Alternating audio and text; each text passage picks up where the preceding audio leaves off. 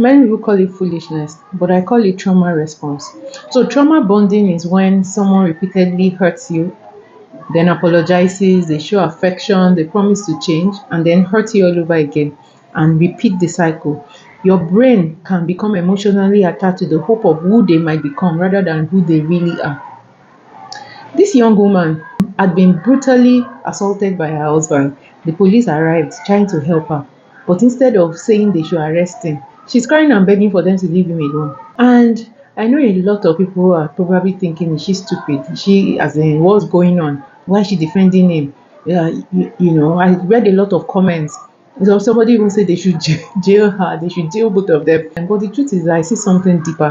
What many people call foolishness is often trauma. Abuse is rarely just about physical violence, it is often a cycle.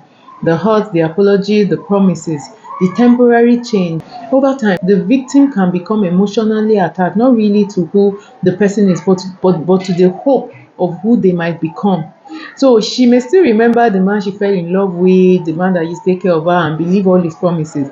Or she may fear being alone more than the fear of the pain. She may fear what he might actually do to her. And she may have lost her confidence in her own judgment after years of manipulation, blame, and emotional control. So when people ask, why doesn't she leave?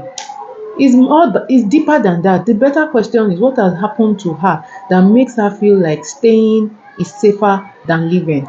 And this is why victims of abuse, they don't need just advice. They need safety, they need support, they need healing. They need people who will help them to rebuild their sense of worth and identity. Because one of the saddest effects of abuse is when a person becomes conditioned to protect the very person who is hurting them.